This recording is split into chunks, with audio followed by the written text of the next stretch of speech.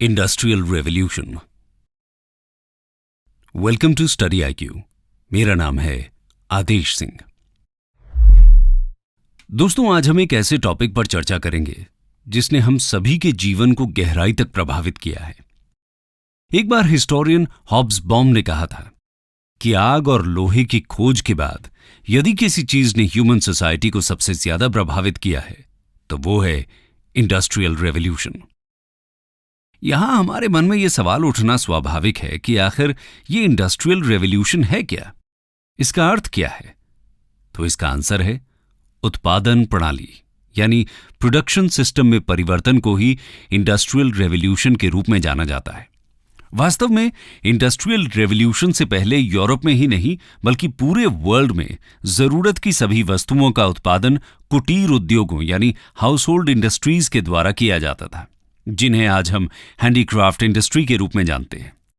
जबकि industrial revolution में production के लिए कोल और स्टीम इंजनों से चलने वाली मशीनों का इस्तेमाल किया जाने लगा। आइए अब हम जानने का प्रयास करते हैं कि ये क्रांति पहल कहां हुई, कब हुई और क्यों हुई। इंडस्ट्रियल रेवोल्यूशन की शुरुआत 750 से 760 एडी के आसपास ब्रिटेन से मानी जाती है।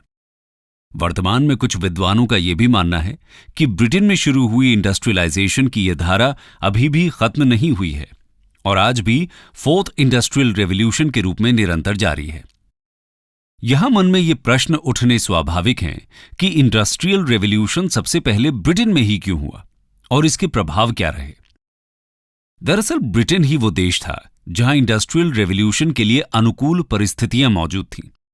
ब्रिटेन की जियोग्राफी, इसके नेचुरल रिसोर्स, दुनिया भर में फैली ब्रिटिश कॉलोनीज के साथ होने वाला उसका trade, economic development, scientific discoveries, Britain में हुए एग्रीकल्चर रिफॉर्म्स, ब्रिटेन की प्रोग्रेसिव पॉलिटिकल पॉलिसीज और ब्रिटिश समाज की आधुनिक सोच, इन सभी ने मिलकर ब्रिटेन में इंडस्ट्रियल रेवोल्यूशन के लिए एक अनुकूल माहौल तैयार कर दिया था।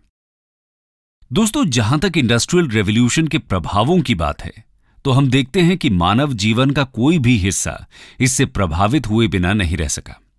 इसने तत्कालीन राजनीति, अर्थव्यवस्था, समाज और संस्कृति आदि का पूरी तरह से कायाकल्प कर दिया। इसने जीवन के हर क्षेत्र में नए सिद्धांतों और विचारों को जन्म दिया, यहां तक कि प्रकृति भी इसके प्रभावों से अछूती नहीं रह सकी। आइए अब हम एक एक करके इन कारणों और प्रभावों को समझने का प्रयास करते हैं। Causes: Britain's favorable geography and natural resources. Britain की जियोग्राफी ने ब्रिटेन के इंडस्ट्रियलाइजेशन में बड़ा ही इंपॉर्टेंट रोल प्ले किया था। ब्रिटेन के चारों ओर से समुद्र से घिरा होने के कारण वो बाहरी हमलों से बचा रहा। इसके साथ ही सी पोर्ट्स के डेवलपमेंट के लिए अनुकूल कोस्ट लाइन होने के कारण वहां मैनचेस्टर, लिवरपूल जैसे बंदरगाहों को विकसित करना आसान था। गर्म गल्फ स्ट्रीम करंट की वजह से ब्रिटेन के पोर्ट्स साल भर ट्रेड के लिए खुले रहते थे। ब्रिटेन के क्लाइमेट ने भी इंडस्ट्रियलाइजेशन में हेल्प की। ब्रिटेन की नम जलवायु कॉटन इंडस्ट्री के लिए बहुत उपयोगी साबित हुई, क्योंकि नमी के कारण मशीन में तेजी से घूमते स्पूल में धागे के टूटने का खतरा काफी कम होता था। इसके अतिरिक्त ब्रिटेन में कोल और आयरन के भंडार बड़ी मात्रा में मौजूद थे। सभी मेन सी ट्रेड रूट्स के रास्ते में पड़ने के कारण ब्रिटिश कॉलोनीज से कच्चा माल इंपोर्ट करना और तैयार माल एक्सपोर्ट करना बहुत ही आसान था। इन सी रूट्स की सुरक्षा के लिए ब्रिटेन ने एक शक्तिशाली नौसेना का निर्माण किया था। उसकी नौसेना की शक्ति का अंदाजा इसी से लगाया जा सकता है कि अपनी शक्ति के चरम पर होने के बावजूद नेपोलियन बोनापार्ट भी ब्रिटिश नौसेना को हराने में सफल नहीं हो सका था। Agriculture reforms in Britain. 16वीं और 17वीं सदी में ब्रिटेन में हुए एग्रीकल्चर रिफॉर्म्स ने इंडस्ट्रियल रेवोल्यूशन के लिए एक आधार तय कर दिया था। इस दौर में कृषि में नई नई तकनीकों का प्रयोग किया गया, जिससे कृषि उत्पादन में तीव्र वृद्धि हुई। एग्रीकल्चर लैंड की चकबंदी यानी कंसोलिडेशन और फेंसिंग की गई, जिससे एग्रीकल्चर फार्म्स का साइज बड़ा हो गया और पशुओं द्वारा होने वाली फसल की बर्बादी कम हो गई। खेतों से लगातार उपज लेने के लिए क्रॉप रोटेशन तकनीक का इस्तेमाल किया गया। ड्रिल के जरिए बीज बोने की तकनीक, फर्टिलाइजर का प्रयोग, पशुओं की नस्लों में सुधार और नहरों के जरिए सिंचाई की व्यवस्था आदि के माध्यम से कृषि उत्पादन में गुणात्मक सुधार हुआ। फूड ग्रेन्स के अतिरिक्त उत्पादन ने ब्रिटिश इकोनॉमी को शहरों की बढ़ती आबादी को वहन करने की क्षमता प्रदान की और मैन्युफैक्चरिंग इंडस्ट्री के लिए कच्चा माल भी उपलब्ध कराया। इसके साथ ही एग्रीकल्चर से होने वाले प्रॉफिट को इंडस्ट्रियल सेक्टर में ही इन्वेस्ट किया गया। Scientific discoveries. ब्रिटेन का साइंटिफिक एनवायरनमेंट नई नई खोजों को अपनाने के मामले में यूरोप के अन्य देशों की तुलना में अधिक अनुकूल था। इस दौर में textile industry, coal and iron industry, transportation and communication sector में नवीन तकनीकों को अपनाया गया। Textile industry. 1733 एडी में जॉन नामक एक अंग्रेज ने फ्लाइंग शटल नामक कपड़ा बुनने की मशीन का आविष्कार किया, जिससे कपड़ा बुनाई में तेजी आई। 1764 एडी में जेम्स हार्ग्रीव्स ने स्पिनिंग जेनी का आविष्कार किया, जिससे पहले की तुलना में 8 गुना अधिक तेजी से धागा बनाया जा सकता था। 1770 एडी में रिचर्ड आर्कराइट ने धागा बनाने के लिए वाटर फ्रेम नामक मशीन का आविष्कार किया। रिचर्ड की यह मशीन जल शक्ति से चलती थी। रिचर्ड को ब्रिटेन में टेक्सटाइल इंडस्ट्री का फाउंडर माना जाता है। कोल एंड आयरन इंडस्ट्री। ब्रिटेन में तेजी से बढ़ रहे मशीनीकरण, शिप्स मैन्युफैक्चरिंग, लोकोमोटिव और रेलवे ट्रैक्स के निर्माण के लिए आयरन और स्टील की मांग बढ़ रही थी, जिसे पूरा करने के लिए ऐसी फर्नेस बनाई गई जो स्टोन कोक का प्रयोग कर सकती थी। इन फर्नेस का क्रिटिकल टेम्परेचर वुड कोक का प्रयोग करने वाली फर्नेस से ज्यादा होता था। इनकी सहायता से अच्छी गुणवत्ता का स्टील बनाया जा सकता था। हम्फ्री डेबी द्वारा सेफ्टी लैंप के आविष्कार ने कोल माइंस में काम करने वाले मजदूरों का माइंस के अंदर काम करना आसान बना दिया और कोल माइन में होने वाली दुर्घटनाओं एवं श्रमिकों की मृत्यु में उल्लेखनीय कमी आई। इसके पहले मजदूर जिस ट्रेडिशनल माइन लैंप का प्रयोग करते थे, वो कोल माइंस से निकलने वाली ज्वलनशील गैसों के कारण आग पकड़ लेते थे, जिससे अक्सर माइंस में जानलेवा दुर्घटनाएं होती रहती थीं। Development of transportation. Scottish engineer John Loudon McAdam द्वारा तारकोल सड़कों के निर्माण से कच्चे माल को कारखानों तक पहुंचाना और मैन्युफैक्चर्ड प्रोडक्ट्स को मार्केट तक पहुंचाना आसान हो गया। इसके अलावा ब्रिटेन में नहरों और रेलवे का डेवलपमेंट भी तेज गति से हुआ। 1769 एडी में जेम्स वॉट ने स्टीम इंजन का आविष्कार किया, जिसका प्रयोग टेक्सटाइल इंडस्ट्री और कोल माइंस में किया जाने लगा। 1814 एडी में जेम्स स्टीवनसन ने रेलवे स्टीम इंजन डेवलप किया। लगभग 1830 में ब्रिटेन के मैनचेस्टर और लिवरपूल के बीच पहली ट्रेन चलाई गई। परिवहन के इन साधनों के विकास ने माल ढुलाई और लोगों का एक जगह से दूसरी जगह आना जाना बहुत ही आसान और तेज बना दिया। स्टीम पावर के इसी सिद्धांत का प्रयोग स्टीम शिप बिल्डिंग में भी किया गया। इससे बड़े और अधिक वाटर डिस्प्लेसमेंट वाले शिप बनाए जाने लगे। शिप बिल्डिंग में इन तकनीकी सुधारों के फलस्वरूप न सिर्फ ब्रिटिश नौसेना की ताकत बढ़ी, बल्कि अब बड़े पैमाने पर इंटरनेशनल ट्रेड करना संभव हो गया। Economy and development of banking system. 17वीं और 18वीं सदी तक ब्रिटेन ने इंटरनेशनल ट्रेड के माध्यम से काफी लाभ कमाया था। भारत, अमेरिका जैसे उपनिवेशों के माध्यम से ब्रिटेन को बड़ी मात्रा में सरप्लस कैपिटल की प्राप्ति हो रही थी। इस सरप्लस कैपिटल को इंडस्ट्रीज में इन्वेस्ट किया जाने लगा। इस काम के लिए ब्रिटेन में जॉइंट स्टॉक कंपनियों, बैंकों की स्थापना हुई। Population growth. 1740-50 एडी के आसपास ब्रिटेन सहित पूरे यूरोप में जनसंख्या में तेजी से वृद्धि हुई। इससे वस्तुओं की मांग और कीमतें बढ़ने लगी। ऐसे में उत्पादन बढ़ाने के लिए नए नए तकनीकी उपाय अपनाए जाने लगे। इस बढ़ती हुई जनसंख्या ने कारखानों और कोल माइंस में काम करने के लिए चीप लेबर उपलब्ध कराया। Liberal political system. राजनीतिक दृष्टिकोण से ब्रिटेन का पॉलिटिकल सिनेरियो इंडस्ट्रियल रेवोल्यूशन के लिए अनुकूल था। वस्तुतः यूरोप के अन्य देशों की तुलना में ब्रिटिश पार्लियामेंट्री पॉलिटिक्स में जनता के एक ठीक ठाक हिस्से को अपनी बात रखने की आजादी थी। ऐसे में वहां कैपिटलिस्ट क्लास और मध्य वर्ग के फलने फूलने के लिए पर्याप्त अवसर उपलब्ध थे, जबकि इसी समय फ्रांस, ऑस्ट्रिया, प्रशा आदि यूरोपीय देश अभी भी फ्यूडल सिस्टम में जकड़े हुए थे।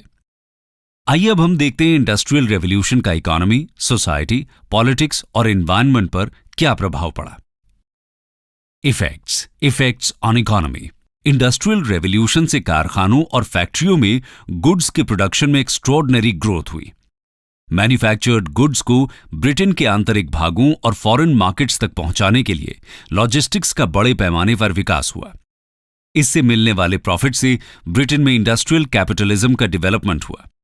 जॉइंट स्टॉक ट्रेडिंग कंपनियों की स्थापना की गई। इन कंपनियों ने मार्केट से पूंजी जुटाने के लिए स्टॉक मार्केट में सिक्योरिटीज और शेयर्स की ट्रेडिंग प्रारंभ की, जिससे एक कैपिटल मार्केट डेवलप हुआ। इसके साथ ही इंडस्ट्रियलाइजेशन के चलते बैंकिंग एवं बीमा कंपनियों का भी विकास हुआ, जिसने ट्रेड एक्टिविटीज को सिक्योर और इजी बना दिया। इंडस्ट्रियलाइजेशन का एक नेगेटिव इफेक्ट ये रहा कि इससे घरेलू उद्योग धंधों का विनाश हो गया। जो कारीगर अपने घर पर अपने परिवार के सदस्यों के साथ सीमित पूंजी से काम करते थे, वे अब बेरोजगार हो गए। अब कारखानों में मशीनों से उत्पादन होने लगा था, जो कॉटेज इंडस्ट्री या हैंडीक्राफ्ट इंडस्ट्री के उत्पादन से काफी सस्ता होता था और इसकी गुणवत्ता भी अच्छी थी। अतः घरेलू उद्योगों में बने उत्पादों की मांग काफी कम हो गई। यहां हमें एक बात ध्यान रखनी चाहिए कि इंडस्ट्रियलाइजेशन से घरेलू उद्योगों के नष्ट होने का नेगेटिव इफेक्ट औद्योगिक देशों पर नहीं पड़ा, क्योंकि इन देशों में घरेलू उद्योगों के नष्ट होने पर इनकी जगह कारखानों और फैक्ट्रियों ने ले ली थी। इसका नेगेटिव इफेक्ट भारत जैसी कॉलोनीज पर पड़ा, जहां ब्रिटेन के सस्ते माल के कारण घरेलू उद्योग पूरी तरह से बर्बाद हो गए और इन कुटीर उद्योगों में काम करने वाले लोगों के पास खेती करने के अलावा कोई विकल्प नहीं बचा, जिससे भारत जैसे देशों में खेती पर जनसंख्या का दबाव बढ़ने लगा, जिसका परिणाम हम भारत में बार बार पड़ने वाले फैमिन्स के रूप में देख सकते हैं।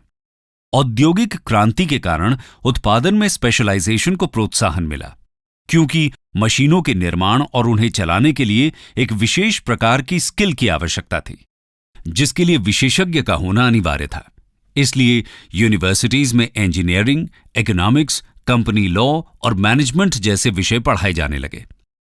दोस्तों, इंडस्ट्रियलाइजेशन ने वर्ल्ड के ट्रांसपोर्टेशन और कम्युनिकेशन के परंपरागत तरीकों को पूरी तरह से बदल दिया।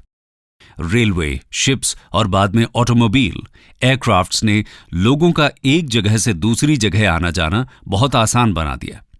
इसी के साथ डाक, तार, अंडर वाटर सी केबल्स, टेलीफोन आदि के डेवलपमेंट से दूर दराज के क्षेत्रों के साथ कम्युनिकेशन स्थापित करना आसान हो गया। इससे लोगों के बीच भौतिक और मानसिक दूरी में कमी आई। वास्तव में इंडस्ट्रियल रेवोल्यूशन के बाद राष्ट्रों की आपसी निर्भरता बहुत बढ़ गई थी, जिससे एक देश में घटने वाली घटना दूसरे देश को सीधे प्रभावित करने लगी। परिणाम स्वरूप वर्ल्ड इकोनॉमी में इकोनॉमिक बूम और रिसेशन नामक नया फिनोमेना दिखाई देने लगा। ट्रेड और इंडस्ट्री में होने वाले इस इकोनॉमिक बूम और रिसेशन का असर समाज के सभी वर्गों पर प्रत्यक्ष रूप से पड़ने लगा। रिसेशन के समय अनएम्प्लॉयमेंट बढ़ जाता था, जबकि इकोनॉमिक बूम के समय मांग बढ़ने पर रोजगार के अवसरों में वृद्धि हो जाती थी। आइए अब हम पॉलिटिक्स पर इंडस्ट्रियल रेवोल्यूशन के असर को देखते हैं। Effects on politics. Industrial revolution के परिणाम स्वरूप राजनीति में डेमोक्रेटिक पॉलिटिकल प्रिंसिपल्स अधिक लोकप्रिय हो गए। आम जनता मांग करने लगी कि उसे इंडिविजुअल फ्रीडम और फंडामेंटल राइट्स दिए जाएं। पॉलिटिक्स में फ्यूडलिज्म और एरिस्टोक्रेसी की जगह लिबरल पॉलिटिकल थॉट्स को तरजीह मिलने लगी। इस दौर में यूरोप में कैपिटलिस्ट और मिडिल क्लास का उदय हुआ, जिसने अपने आत्मविश्वास एवं दृढ़ संकल्प से इंडस्ट्रियल रेवोल्यूशन को उच्च शिखर पर पहुंचाया। इन क्लासेस ने अपने हितों की पूर्ति के लिए सरकारों पर दबाव बनाना शुरू कर दिया था। इनके दबाव के कारण 19वीं सदी में इंग्लैंड में कई पार्लियामेंट्री रिफॉर्म्स किए गए। वैसे एक इंटरेस्टिंग फैक्ट यह है कि इंडस्ट्रियल रेवोल्यूशन तो सबसे पहले इंग्लैंड में हुआ, लेकिन कैपिटलिस्ट और मिडिल क्लास को पॉलिटिकल एंड सोशल राइट्स सबसे पहले अमेरिका में मिले। उसके बाद फ्रेंच रेवोल्यूशन के जरिए उन्हें ये अधिकार फ्रांस में प्राप्त हुए, जबकि 1832 एडी में जाकर उन्हें ये राइट्स ब्रिटेन में मिल पाए। दोस्तों, इंडस्ट्रियल रेवोल्यूशन में अगर मिडिल क्लास और कैपिटलिस्ट क्लास ने अपना नॉलेज और वेल्थ लगाई थी, तो फैक्ट्री वर्कर्स ने अपना खून पसीना लगाया था। इंडस्ट्रियलाइजेशन से मिलने वाले प्रॉफिट से जहां एक तरफ पूंजीपति धनवान हो रहे थे, वहीं दूसरी तरफ फैक्ट्री वर्कर्स की कंडीशंस लगातार खराब होती जा रही थीं। इस वर्ग की मेहनत से ही फैक्ट्रीज में उत्पादन होता था, लेकिन यह वर्ग अपनी बेसिक नीड्स को भी पूरा नहीं कर पाता था। ऐसे में श्रमिकों ने अपनी वर्किंग कंडीशंस में सुधार के लिए अपने ट्रेड यूनियन बनाए। इन ट्रेड यूनियंस के जरिए उन्होंने इंडस्ट्रियलिस्ट्स को मजदूरों के वर्किंग आवर्स निश्चित करने, वेजेस में वृद्धि करने, एजुकेशन एंड हेल्थ बेनिफिट्स देने के लिए मजबूर किया। इसके साथ ही उन्होंने गवर्नमेंट से लेबर लॉज बनाने की भी मांग की। उनके संघर्ष के फलस्वरूप 1825 में ब्रिटिश गवर्नमेंट ने ट्रेड यूनियंस को फॉर्मली रिकॉग्नाइज कर लिया। बाद में ब्रिटेन में चार्टिस्ट मूवमेंट के जरिए वर्कर्स ने इकोनॉमिक एंड पॉलिटिकल राइट्स पाने के लिए भी आंदोलन चलाया। वास्तव में लेबर मूवमेंट के साथ ही सोशलिज्म की एक नई धारा का यूरोप में धीरे धीरे विकास हो रहा था। इस दौर में इंडस्ट्रियलाइजेशन के परिणाम स्वरूप सारा प्रॉफिट कैपिटलिस्ट्स के हाथों में इकट्ठा होता जा रहा था, जिससे सोसाइटी में कैपिटलिस्ट क्लास और वर्कर क्लास के बीच कॉन्फ्लिक्ट बढ़ते जा रहे थे। इन कॉन्फ्लिक्ट्स को ही क्लास स्ट्रगल कहा गया। इस मूवमेंट में वर्कर्स को इंटेलेक्चुअल क्लास का भी सपोर्ट मिला। इनफैक्ट ये कहना गलत नहीं होगा कि सोशलिस्ट मूवमेंट को इंटेलेक्चुअल क्लास ने ही लीड किया था। इन लीडर्स में British industrialist Robert Owen, Saint Simon, Louis Blanc, Karl Marx और फ्रेडरिक एंगल्स प्रमुख थे। इन सोशलिस्ट्स का मानना था कि उत्पादन के साधनों पर एक व्यक्ति अथवा पूंजीपति वर्ग का अधिकार नहीं होना चाहिए, बल्कि पूरी सोसाइटी का अधिकार होना चाहिए। इस तरह इंडस्ट्रियल रेवोल्यूशन ने नई पॉलिटिकल आइडियोलॉजीज को जन्म दिया। इंडस्ट्रियल रेवोल्यूशन का प्रभाव इंपीरियलिज्म और कॉलोनियलिज्म जैसी आइडियोलॉजीज पर भी देखा जाता है। Imperialism and colonialism. इंडस्ट्रियलाइजेशन के कारण यूरोप में मैन्युफैक्चर्ड गुड्स की खपत के लिए नए नए बाजारों की आवश्यकता पड़ने लगी। इसके अलावा रॉ मटेरियल की सप्लाई एवं सस्ते मजदूरों की भी आवश्यकता थी। इसलिए यूरोपीय देशों ने वर्ल्ड के अन्य देशों को अपनी कॉलोनी बनाना शुरू कर दिया। साम्राज्यवाद की इस दौड़ में England, France, Spain, Holland, Germany, Japan और इटली प्रमुख यूरोपीय देश थे। इनमें ब्रिटिश एम्पायर सबसे बड़ा था। यूरोप के ये देश अपनी कॉलोनीज का आर्थिक शोषण करते थे। वहां से कच्चा माल प्राप्त करके अपने यहां बने तैयार माल को हाई प्रॉफिट मार्जिन के साथ कॉलोनीज में बेचा करते थे, जिससे विश्व की धन संपदा यूरोप में इकट्ठा होती रही और भारत जैसे देश गरीब होते रहे। बाद में इन्हीं कॉलोनीज पर कब्जे और ज्यादा से ज्यादा क्षेत्रों पर अपनी हेजेमनी स्थापित करने के लिए यूरोपियन पॉलिटिक्स में अल्ट्रा नेशनलिज्म और मिलिटराइजेशन को बढ़ावा मिला, जिसका परिणाम 2 विश्व युद्धों के रूप में सामने आया। आइए अब हम देखते हैं कि इंडस्ट्रियल रेवोल्यूशन का एनवायरनमेंट पर क्या प्रभाव पड़ा। Effects on environment. Industrial revolution के इनिशियल फेज में इंडस्ट्रियलाइजेशन के एनवायरनमेंट पर पड़ने वाले नेगेटिव इफेक्ट्स पर ध्यान नहीं दिया गया। इंडस्ट्रियलाइजेशन के इनिशियल फेज में रेलवे, सड़क बनाने के लिए जंगल के जंगल साफ कर दिए गए। रॉ मटेरियल्स के लिए नेचुरल रिसोर्सेज का अंधाधुंध एक्सप्लॉयटेशन किया गया। फैक्ट्री से निकलने वाले हार्मफुल केमिकल्स सीधे नदियों, झीलों और समुद्र में मिला दिए जाते थे, जिसके कारण ये वाटर रिसोर्सेज पोल्यूट होने लगे। इन फैक्ट्री से निकलने वाली हार्मफुल गैसेज जैसे carbon dioxide, sulphur oxide, CFC आदि के कारण ग्लोबल वार्मिंग की समस्या उठ खड़ी हुई। इन हार्मफुल गैसेज को सीधे एनवायरनमेंट में छोड़ दिया जाता था, पर समय के साथ इसके negative effects global warming, acid rain, fresh water resource के टॉक्सिक सब्सटेंसेस से कंटेमिनेटेड होने, इकोलॉजिकल इम्बैलेंस और नई नई डिजीजेस के रूप में सामने आने लगे। एनवायरनमेंट पोल्यूशन हमारे समय की सबसे बड़ी समस्या बनकर उभरी है। इस चैलेंज से निपटने के लिए आज पूरा विश्व प्रयासरत है। ग्लोबल वार्मिंग और ग्रीन हाउस गैसों पर लगाम लगाने के Kyoto protocol, Paris accord, Montreal protocol, carbon credit scheme जैसे अग्रीमेंट किए गए हैं। आइए अब हम सोसाइटी और कल्चर पर इंडस्ट्रियलाइजेशन के असर को देखते हैं।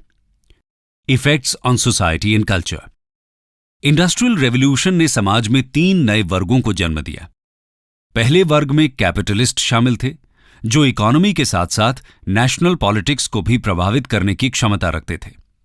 दूसरा वर्ग था मिडिल क्लास, जिसमें doctor, engineers, managers, agents, scientist, lawyers, journalists और टीचर्स आदि आते थे। तीसरे वर्ग में वर्कर्स और पेजेंट्स आते थे, जो अपने श्रम और कौशल से उत्पादन करते थे। इन तीनों वर्गों के इंटरेस्ट अलग अलग होने के कारण सोशल अनरेस्ट की स्थिति पैदा होने लगी। वास्तव में वर्कर्स को कम वेतन पर प्रायः अमानवीय परिस्थितियों में 12 से 15 घंटे काम करना पड़ता था। फैक्ट्रीज और कारखानों में सनलाइट, फ्रेश एयर और साफ सफाई का प्रायः अभाव रहता था। इन वर्कर्स को स्लम्स में अमानवीय यानी इनह्यूमेन परिस्थितियों में रहना पड़ता था। कुल मिलाकर उनकी स्थिति अत्यधिक दयनीय थी। शोषण से वर्कर्स त्रस्त हो चुके थे। इसी वर्कर्स अनरेस्ट ने आगे चलकर ट्रेड यूनियन मूवमेंट को जन्म दिया। इंडस्ट्रियल रेवोल्यूशन ने सोसाइटी के ट्रेडिशनल स्ट्रक्चर को पूरी तरह से बदल कर रख दिया। इसने पुराने सामाजिक संबंधों, रीति रिवाजों, रहन सहन, खान पान, धार्मिक विश्वास, आर्ट, लिटरेचर आदि में मूलभूत परिवर्तन किए, जिसके कारण एक ऐसी सोसाइटी का जन्म हुआ जो वैज्ञानिक दृष्टिकोण पर आधारित थी। परंतु इस सोसाइटी में मानवीय संबंधों का स्थान आर्थिक संबंधों ने ले लिया। अब सोसाइटी में फाइनेंशियल स्टेटस के बेसिस पर सोशल रिलेशन बनाए जाने को तरजीह दी जाने लगी। इसी के साथ इंडस्ट्रियल रेवोल्यूशन ने सोसाइटी में कंज्यूमरिज्म और मटीरियलिज्म को बढ़ावा दिया, जिसके चलते जॉइंट फैमिली के स्थान पर न्यूक्लियर फैमिलीज को तरजीह दी जाने लगी, जिसमें व्यक्तियों का लगाव स्वयं, पत्नी और बच्चों पर होता था। इंडिविजुअलिज्म की यह भावना सिर्फ फैमिली तक ही सीमित नहीं थी, बल्कि आर्ट और लिटरेचर भी इससे अछूते नहीं रह सके। पहले आर्ट और लिटरेचर में सुपरनैचुरल फिनोमेना या अरिस्टोक्रेसी की समृद्धि को सब्जेक्ट के रूप में इस्तेमाल किया जाता था, परंतु अब सामान्य व्यक्ति को, उसकी रोजमर्रा की समस्याओं को आर्ट एंड लिटरेचर में सब्जेक्ट के रूप में इस्तेमाल किया जाने लगा। इंडस्ट्रियलाइजेशन ने अर्बनाइजेशन को बढ़ावा दिया। इंडस्ट्रियल रेवोल्यूशन के कारण जब बड़े बड़े कारखानों की स्थापना हुई, तो इन कारखानों के आसपास वर्कर्स के घर, बच्चों के लिए स्कूल, हॉस्पिटल्स और पार्कों की भी स्थापना की गई। इनके मनोरंजन के लिए बार, गैम्बलिंग हाउस, थिएटर्स और सिनेमा घर बनाए गए। रोजमर्रा की जरूरतों को पूरा करने के लिए दुकानों एवं बाजारों की स्थापना हुई। धीरे धीरे इन स्मॉल सेटलमेंट्स ने बड़े शहरों का रूप ले लिया। बेहतर रोजगार की तलाश में विलेजेस से सिटीज की तरफ लोगों का भारी संख्या में माइग्रेशन हुआ, जिसके परिणाम स्वरूप सिटीज की पॉपुलेशन में बेतहाशा वृद्धि हुई। इसके फलस्वरूप इन शहरों में स्लम्स की संख्या भी बढ़ने लगी। इन स्लम्स के घुटन भरे माहौल के कारण लोगों में आपराधिक प्रवृत्तियां बढ़ने लगी। चोरी, बेईमानी, extra marital affairs, alcoholism, drug addiction, crime against women, prostitution आदि अपराधों में वृद्धि हुई। ऐसा नहीं था कि ये सब चीजें पहले नहीं होती थीं, पर तब ये बहुत छोटे स्तर पर हुआ करती थी, इसलिए लोगों का ध्यान इन पर इतना अधिक नहीं जाता था। परंतु इंडस्ट्रियल रेवोल्यूशन के समय इन क्राइम्स ने एक विकराल समस्या का रूप ले लिया। एक तरह से हम कह सकते हैं कि इंडस्ट्रियल रेवोल्यूशन के कारण सोसाइटी के मॉरल स्टैंडर्ड्स का पतन हुआ। व्यक्ति, समाज एवं देश पूर्णतया स्वार्थी होते गए। अब वे दूसरों के लिए काम तब तक नहीं करना चाहते थे जब तक उसमें उनका स्वार्थ निहित न हो। आइए अब हम देखते हैं कि इंडस्ट्रियल रेवोल्यूशन का अन्य देशों पर क्या प्रभाव पड़ा। Spreading across Europe, USA and beyond. दोस्तों, अभी तक आप समझ चुके होंगे कि इंडस्ट्रियल रेवोल्यूशन कोई ऐसा फिनोमेना नहीं था जिसे एक देश तक ही सीमित रखा जा सके। 19वीं सदी में इंडस्ट्रियलाइजेशन की यह धारा अमेरिका, फ्रांस, जर्मनी, इटली और जापान में भी दिखाई देने लगती है। इन देशों में इंडस्ट्रियलाइजेशन के पैटर्न के आधार पर इन्हें 2 ग्रुप्स में रखा जा सकता है। पहले में हम अमेरिका को और कुछ हद तक फ्रांस को रख सकते हैं। दूसरे ग्रुप में हम जर्मनी, इटली और जापान को रख सकते हैं। अमेरिका और फ्रांस में इंडस्ट्रियलाइजेशन के लिए लगभग उन्हीं तौर तरीकों का इस्तेमाल किया गया जिनके आधार पर ब्रिटेन का इंडस्ट्रियलाइजेशन हुआ था। परंतु जर्मनी, इटली और जापान में इंडस्ट्रियलाइजेशन का प्रोसेस ब्रिटेन और अमेरिका से बिल्कुल अलग था। इन देशों की सरकारों का मानना था कि वे इंपीरियलिज्म और इंडस्ट्रियलाइजेशन की रेस में दूसरों से पीछे रह गए हैं, इसलिए इन देशों की सरकारों ने खुद ही इंडस्ट्रियलाइजेशन को प्रमोट किया। परंतु उन्होंने military equipment, coal, iron and steel industry, ship building industry, railway जैसी कुछ इंडस्ट्रीज पर ही अपना फोकस रखा, जिससे इन देशों के पॉलिटिकल नैरेटिव में मिलिटराइजेशन और डिक्टेटरशिप को बढ़ावा मिला, जिसका परिणाम 1914 में फर्स्ट वर्ल्ड वॉर के रूप में हमारे सामने आया। कंक्लूजन। दोस्तों, ये एक सच्चाई है कि इंडस्ट्रियल रेवोल्यूशन के कारण व्यक्ति, समाज एवं राष्ट्रों का अत्यधिक विकास हुआ। आज का इकोनॉमिक डेवलपमेंट इंडस्ट्रियल रेवोल्यूशन का ही परिणाम है, परंतु इसने समाज में असंतुलन को बढ़ावा दिया है। आज वर्ल्ड में 1% अमीर लोगों के पास जितनी संपत्ति है वो वर्ल्ड के आधे से अधिक जनसंख्या की कुल संपत्ति से भी ज्यादा है। इंडस्ट्रियल रेवोल्यूशन के बाद से ही नेचुरल रिसोर्सेज का एक्सप्लॉयटेशन बढ़ा है, जिसके चलते एनवायरनमेंट पोल्यूशन में भी वृद्धि हुई है। परंतु इन समस्याओं के कारण ये मान लेना कि इंडस्ट्रियल रेवोल्यूशन ने ह्यूमन सोसाइटी को केवल नुकसान ही पहुंचाया है, ठीक विश्लेषण नहीं होगा। वास्तव में इसने इकोनॉमी, पॉलिटिक्स, सोशल स्ट्रक्चर में ऐसे चेंजेस को प्रमोट किया है जिन्होंने आम जनता को डिसीजन मेकिंग प्रोसेस का अभिन्न अंग बना दिया। ग्लोबलाइजेशन के इस दौर में आज वर्ल्ड के सभी देश एक दूसरे से जुड़े हुए हैं। किसी एक देश की समस्या का असर पूरे वर्ल्ड पर दिखाई पड़ता है। आज विश्व के सभी देश एक समान आर्थिक, राजनीतिक एवं एनवायरमेंटल प्रॉब्लम्स का सॉल्यूशन निकालने के लिए मिलजुल कर प्रयासरत हैं।